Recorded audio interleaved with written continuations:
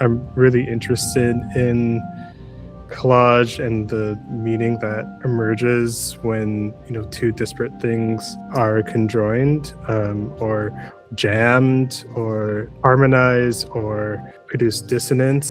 All the source material and imagery is coming from the outside world and kind of being like channeled through my making, and something different appears. This story is subtitled. This story is subtitled so you might be able to understand it. This story is subtitled because it was written in his mother's language, which he doesn't understand. In his father's language, which he doesn't understand. This story is subtitled for us, with my voice, and with images, physical images, and sound, and light, and time, and death.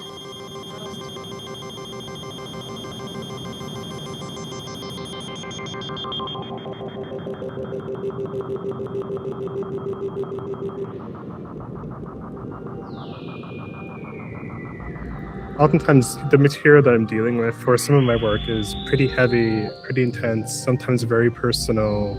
And in order to contend with it, I have to have some level of distance. In order to really understand an image or a piece of media or advertisement objectively, you have to meditate on it closely to the point where it almost becomes meaningless or something. And I try to do that in the studio. I think that's a big reason why I do a lot of resampling of my own work. I don't pull from an image and then dash it away and never return to it. I'm constantly meditating on the same set of images, motifs, or symbols in a way that's almost like an artist's muse or something. Certain images, certain photographs, even certain advertisements feel symbolic in some way. I landed on coconut milk for depicting the figures through a process of experimentation.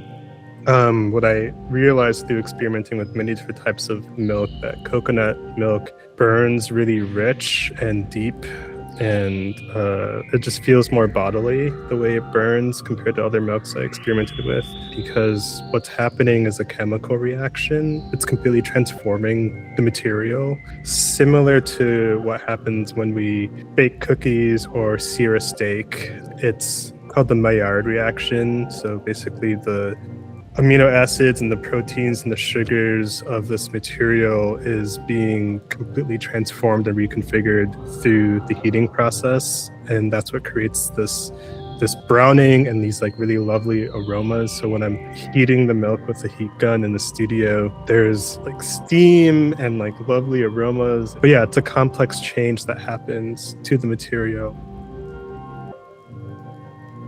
I'm interested in advertisements because they have an effect in society, and they also start to leak into our own lived experiences in ways that are, unpredictable and can be very unexpected.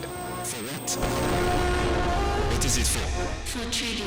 You say it is for trading, and what else? Who is our hero? Our hero is a beggar who receives something and When we talk about advertisements, I feel like in this conversation, we're talking about them as something separate than the family photograph or something like that. But I think it's really interesting that in this decade, those lines are more blurred than they've really ever been. We're kind of mimicking a visual language that was, produced for mass audiences, because we're now addressing a mass audience, but we're doing it from a very kind of personalized experience. And also, I noticed that all the advertisements that made their way into the paintings deal with time in some way. Time is an element of the language of the text. For example, there's text that reads, "If you weren't spoilt as a child, there's still a chance." There's another one that reads, "No dream is ever too big." And I think that the word "ever" in there kind of imbues it with a sense of temporality. I think the copy could have been It doesn't need that word, but having ever in it kind of changes it. I think with a lot of my work, I'm interested in kind of playing with two different senses of time, like how we measure time in seconds, minutes, hours, days, and how we experience time, which is very fluid and non-linear. I think I'm interested in the loop because it's a haunting of something. It's a ghost that returns in the same orientation, in the same place. You know how we read ghosts or hear ghost stories about ghosts returning, doing the exact same activity each time that they're witnessed or seen. I feel that way about loops. I'm interested in that kind of haunting of media. I'm also really interested in iteration and also dub structure and how through repetition things can lose meaning, but also new meanings can emerge.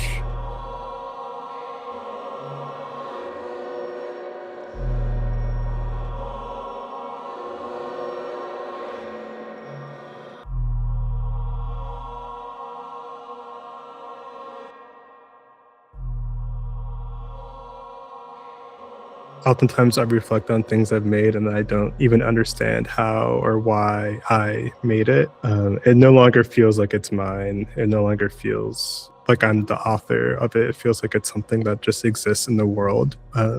Once it's completed as something completely outside of myself.